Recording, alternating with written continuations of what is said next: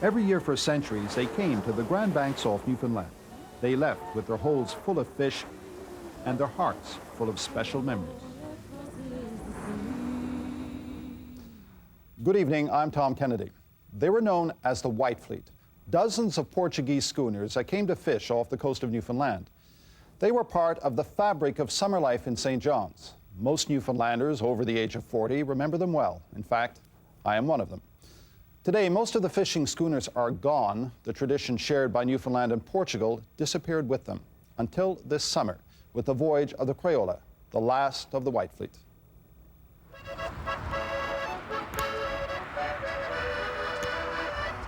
On a beautiful day this summer, the streets of Aveiro and other fishing towns in central Portugal were almost empty. The canals, normally busy with small boats, calm and quiet as well. The reason was because almost everyone in this region was down at the dock, there to see and to remember an important piece of their past that they shared with another country that they know here as an old friend. Have a good voyage, the message reads. It's directed at 48 young people from both Portugal and Canada. They were chosen to be part of this project to try to re-establish that old friendship. One of them, a local girl, Andrea Bella Cardozo, watching from a nearby boat, 2 generations of her family, some of whom made the same voyage. Also here, Francisco Marques, a retired sea captain who spent much of his life doing just as he is now. Cá estamos a recordar o passado e pretender até que no meio desta juventude consiga reviver certas cenas de bordo, desde o aparelhar de stories, o içar pano, preparar linhas de pesca.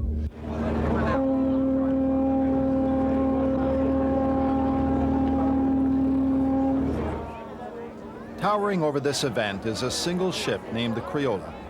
It's a Navy training vessel now, one of the last of the old fishing schooners. For the young people in the crowd, it is in a sense history. For the older people, it is a familiar memory of a time when thousands of people would gather in the same spot. The waterfront would be lined with dozens of ships just like this one, all destined for the same place, Terra Nova. And for one last time, the Creola was going back.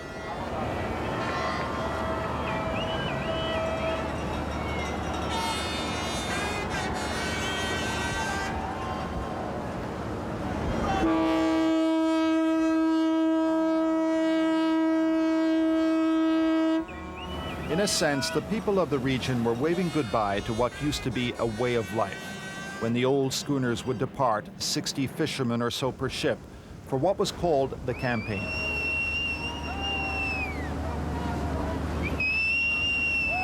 The men would leave every spring. They'd not see their families for 6 months.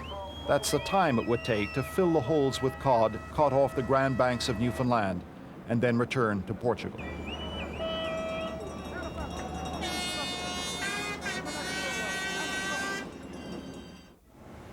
For me and other Newfoundlanders of my generation, this project provokes a vivid memory when the Portuguese schooners would arrive on the East Coast, when the men would go out day after day in small dories, staying out until each boat was full of cod.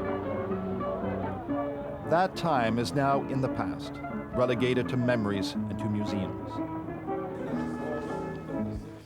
The day before the departure of the Creola, the Canadians and Portuguese who are to make the voyage visit the local fishing museum.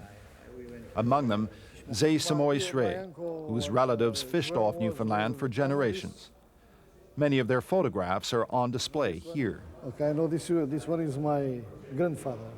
This is my father, and this is my uncle. Your father went to St. John's a lot as well. Many times. And to be just, my father used to know your grandfather. My grandfather. Before he died back in the 40s, he worked for a St. John's company that supplied the Portuguese vessels. But that's not the only connection. Zay's wife, Jane, is back in Newfoundland. She's also my sister. It was only years later that Jane and Zay discovered the old ancestral connection.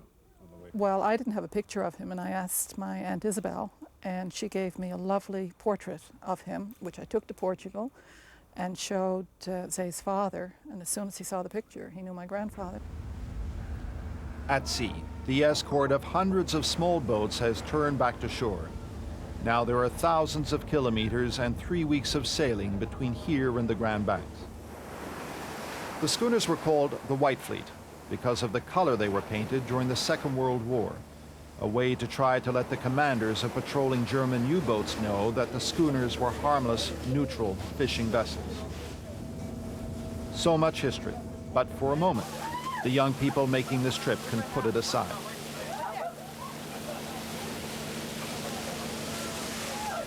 The voyage of the Creola was the idea of Canada's ambassador to Portugal. The Portuguese Navy agreed, and organizers went to work in Newfoundland and Portugal, believing that in this, the International Year of the Ocean, it would be worth reminding people of their past, particularly those who may be too young to remember the old ties to Newfoundland. But Andrea Cardozo does remember. Her family's connection was just too strong to forget. My father is the captain in a cod fishing boat. My grandfather is the captain, and my great-grandfather, one of my great-grandfathers was a captain, and the other was a cook. That's okay now. It's complicated. Yeah. Yeah, my family is all connected to the sea. Fernando Cardozo is Andrea's father. He works on a modern fishing vessel now. He may be the last Cardozo to work as a fisher. She wants to feel in the skin the risks that the risks that I felt, and the risks that her grandfather, her grandfather, and the father of her grandfather, they felt. And her grandfather, Carlos Alberto Bela. As a young man, he made the cod campaign to Newfoundland many times. He was captain of this schooner. Oxalá que esta visita do Creola recomece com os laços de amizade que antigamente existiam entre nós. After 4 days at sea, we get our first glimpse of land, the Azores, a group of islands discovered and settled by the Portuguese in the 15th century. It's also the traditional stop of the Creola while en route to Newfoundland. The crew prepares for arrival. Among them, Sean Chidley, a young Newfoundlander who comes from Renews, one of many outports named by Portuguese fishermen centuries ago. All the generations of my family before me worked on the sea. My father works on the sea, my grandparents worked on the sea. Every relation that I have works on the sea some way or another, and here I am on the sea now on a tall ship. The Azores are a welcome break from the monotony of the ocean, just as they've been for centuries. The Creola stays in the area for several days. Time for some R&R before continuing its voyage west.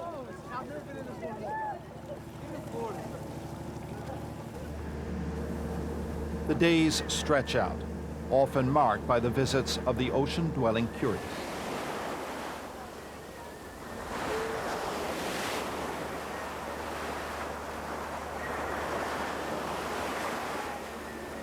For the young people on board, it's all new. For one old man, it's an emotional brush with nostalgia. Francisco Marx was captain of the Creola the last time it went to Newfoundland in 1973. The dining room he sits in was once his. Navio, no seu aspecto exterior, na sua mastreação, não mudou. Inclusivamente, este lugar está precisamente como nos tempos antigos. É o mesmo lugar, com a mesma mesa, as mesmas cadeiras, as mesmas portas, a mesma cor, o mesmo candeeiro, está precisamente como no tempo em que eu embarquei. The neophytes adopt the old ways and work habits. 4-hour shifts, helping to do all the jobs required on a sailing vessel, the same way it would have been done by the generations of fishermen that preceded them. Having fun? At first glance, the Newfoundlanders and the Portuguese here have almost nothing, not even a language in common. But just beneath the surface is history. Newfoundlanders and Portuguese almost fish beside each other. It's almost like a buddy team. So this how they have a big impact on the heritage of each other too. The shared history goes way, way back. In fact, in 1500, the explorer Corte Real named Newfoundland land of the King of Portugal. It wasn't the land that interested the Europeans as much as the fish in the seas around it. And the Portuguese have been making this same trek along this same route in ships not much different than this one for nearly 500 years. At the World Expo site in Lisbon, the Canadian Pavilion pays a homage of sorts to that shared history. Maps illustrate the wanderlust of the old Portuguese explorers, who often ended up on North American shores, followed by those who wanted to exploit the new discoveries. Back then, the cod were known as the ocean's gold, and the miners were the fishermen. They'd leave Lisbon every spring, slowly sailing past the huge white monument to Prince Henry the Navigator, credited with helping to make Portugal one of the wealthiest and most powerful nations in the world. Over the centuries, the world changed, but Portugal's connection with Newfoundland and the great cod stocks did not. Every year, the ships would arrive. The men would go out in their dories at dawn, and then slowly, with hook, line, and bait, pull the cod from the ocean one by one.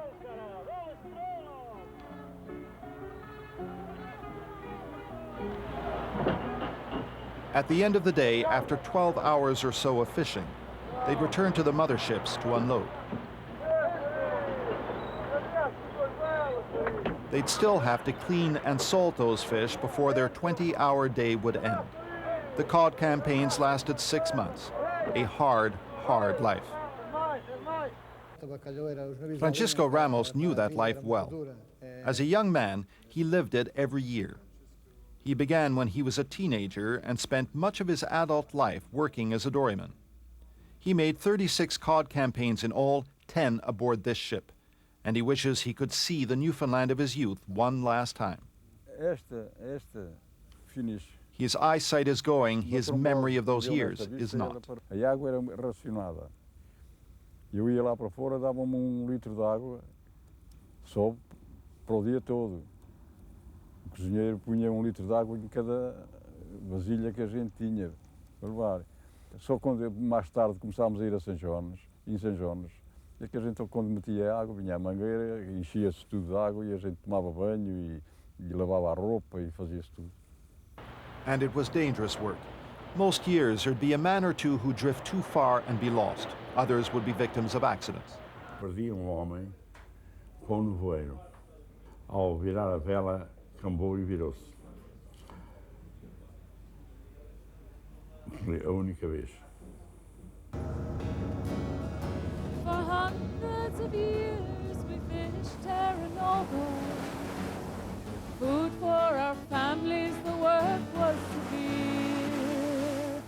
Sailing senores across the broad sea, in all kinds of weather, year after year. So St. John's was more than just a supply port for ships. It was also as close to a home that desperately homesick fishermen could get. And for Newfoundlanders, the sight of those ships meant the return of old friends.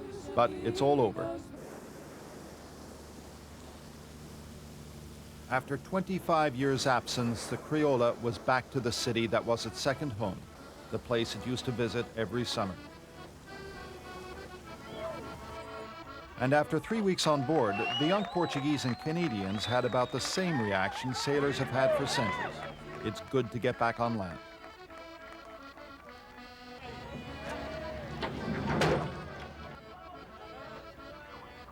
For the young Newfoundlanders on board, they'd lived a bit of history, had a taste of what it was like, but now they were home.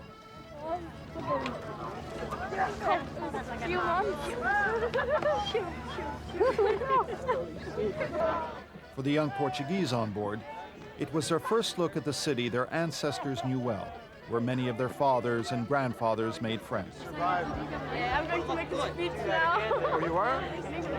Here? This voyage was fulfilled with symbolism because it united 48 young people from 2 countries With 500 years of history in common. Decades ago, there would have been a forest of masts, dozens of ships. Now just one. A Newfoundland musical legend, Art Stoyles, has been coming down to the harbor since he was a child. 50 years later, he still plays the songs he learned from the Portuguese. Portuguese song is not a Newfoundland song. Where'd you learn to play it? The Portuguese waltzes, the Portuguese used to come in St. John's Harbour after fishing out in Grandbanks, right? They come in and they come in, dock up here and taking their water supplies, right? And while that's going on, and all the other guys, or young guys, they head for Banner Park, right? And so I'll be up there, playing the accordion during the bandstand, right? The voyage of the Creola revived memories for many people in Newfoundland.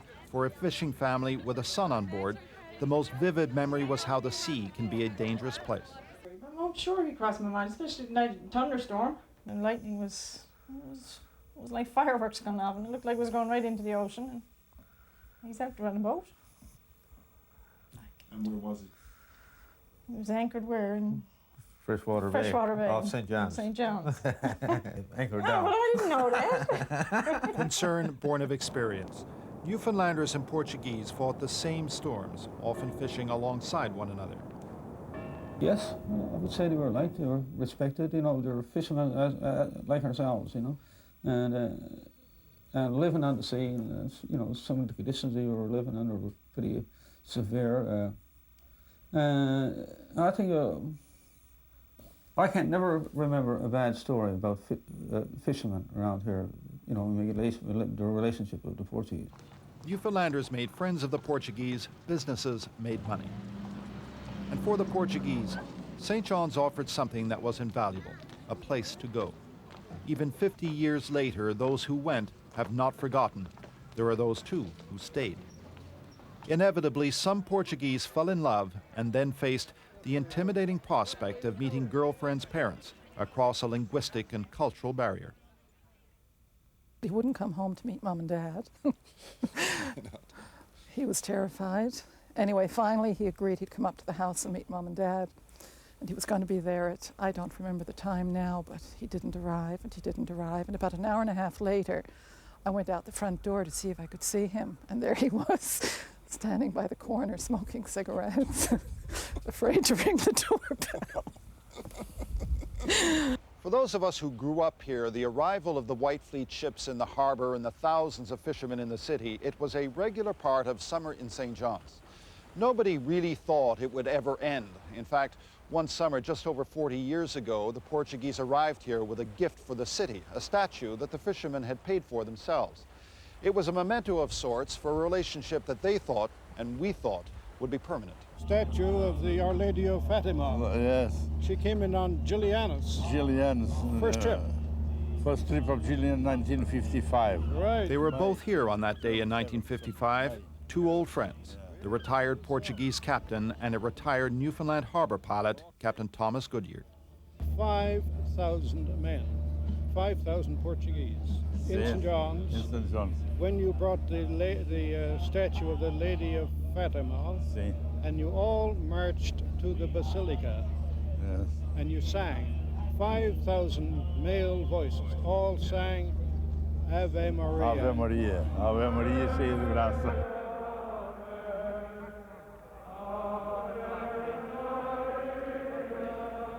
That parade was one of the major events of the period. My generation was a little young, but older Newfoundlanders and Portuguese remember it well.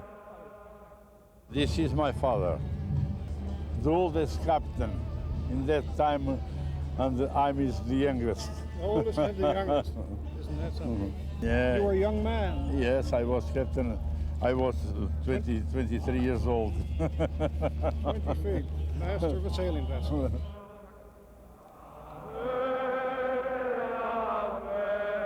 The statue slowly made its way to the Basilica just a few blocks up from the harbor. It was said at the time the church had never held so many people.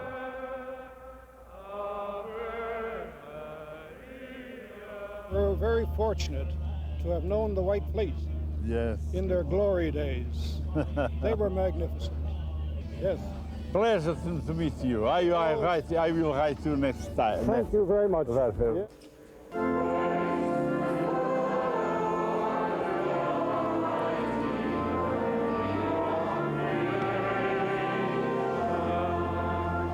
Today, the statue still sits there, in a corner of the basilica, just off to the side of the altar, where the Portuguese placed it 43 years ago.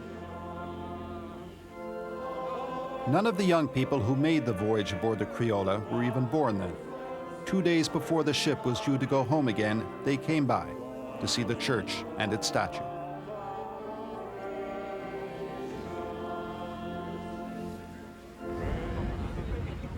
A last chance for a group photo before the young Portuguese and Canadians go their separate ways. Having had the White Fleet experience, most will be returning to school. Few expect a career on the ocean. Jane and Zay, more than 30 years after they met and after a short time living in Portugal, this is now home, where Zay teaches at Newfoundland's Marine Institute.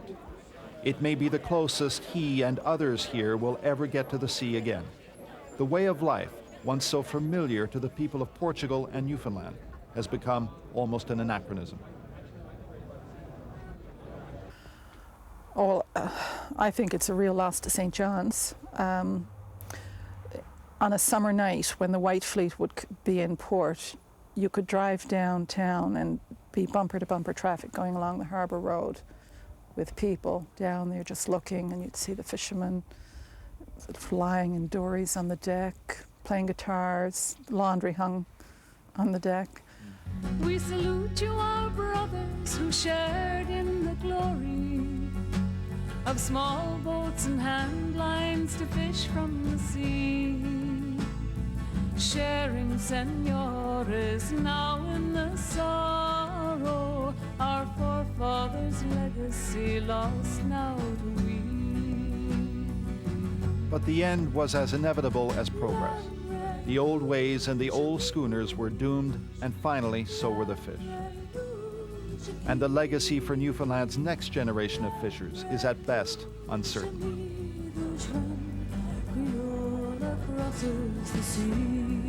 The Creola's task was complete. It had given us all a poignant reminder of what once was. Slowly, it pulled away from St. John's, put its sails back up, returning to Portugal for good. Creola crosses the sea.